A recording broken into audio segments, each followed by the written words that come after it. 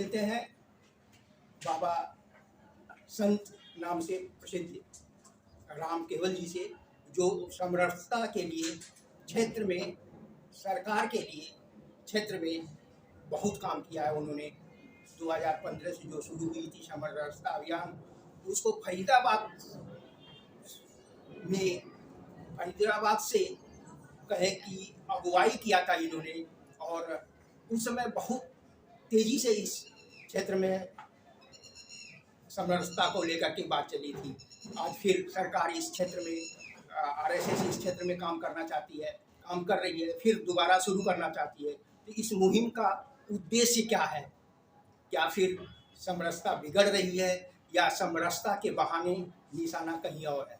तो आइए मिलते हैं बाबा राम केवल जी से। नमस्कार सभी दर्शकों को। जैसा कि ये पत्रकार बंधुओं और मीडिया के लोगों ने वो भूख हड़ताल से चलाते चलाते हमारा नाम ही अनशनकारी रख दिया, तो इनका धन्यवाद। एक नए नाम से मेरी पहचान पूरे हरियाणा, पूरे जहाँ कई प्रदेशों में जहाँ गए वहाँ पहचान बनी अनशनकारी के नाम से। और तमाम मीडिया के लोगों ने, पत्रकार बंधुओं ने हमारी आवाज़ को सरकार तक पहुंचाया, और 16 अब तक जो परियोजनाएं हैं उस पर सरकार काम कर रही है। और सरकार का भी धन्यवाद कि उन्होंने बात मानी और उस पर काम चालू किया, लेकिन कोई पूरा नहीं हुआ। इसके लिए हमें थोड़ा दुख भी है और क्षोभ भी है, लेकिन अब कर क्या सकते हैं कि अगर कोई सुनने वाला हो तो हम सुना सकते हैं, लेकिन जब कोई सुनता ही नहीं तो किसको सुनाए। कोई काल था जिस समय हम समरसता के लिए जाने गए, आंदोलन के लिए जाने गए, लेकिन ये काल जो चल रहा है इस समय नफरत काल चल रहा है। ये अमृत काल नहीं है, नफरत काल है। समरसता की बात बेईमानी है। हमने 3 साल काम किया, कहा था कि हम सिंहासन, राष्ट्र के सिंहासन से बंधे हुए हैं और हम सिर्फ राष्ट्र के लिए काम करते हैं।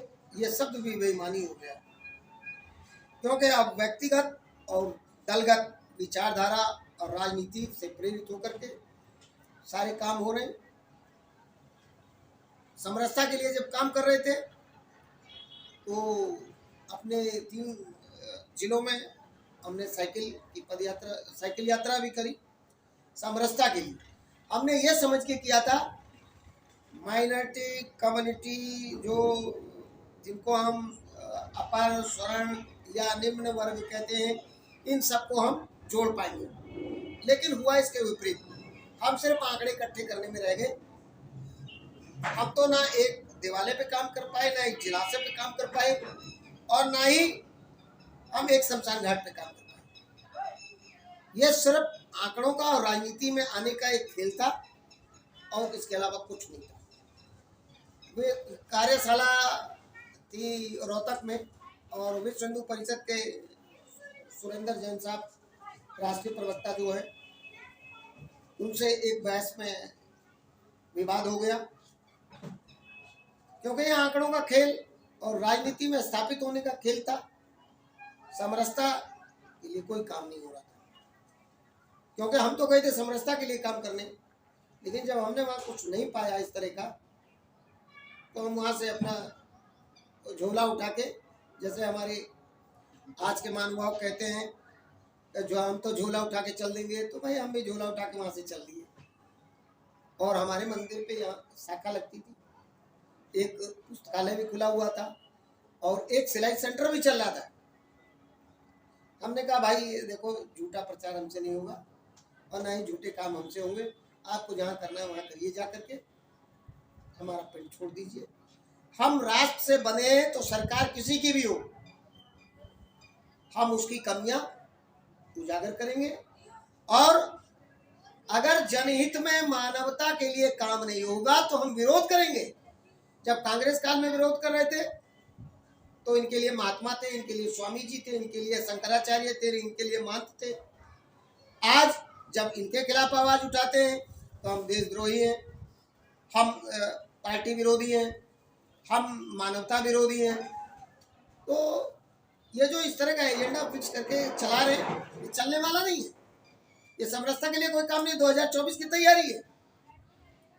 आप कहना चाह रहे हैं कि इस समरसता अभियान के पीछे 2024 की चुनाव की तैयारी चल रही है। छुपा एजेंडा है, चुनाव की तैयारी है। मैं कह रहा हूँ कि आज भी मैं कहता हूँ कि जो जिस वर्गों की बात करते हैं, वर्गीकरण कर रखा है, ये अपना टाइटल क्यों नहीं हटाते?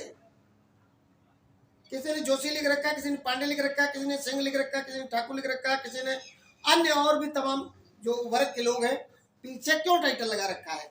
संघ में टाइटल का क्या काम है? संघ में टाइटल का काम नहीं है ना, क्यों लगा रखा है?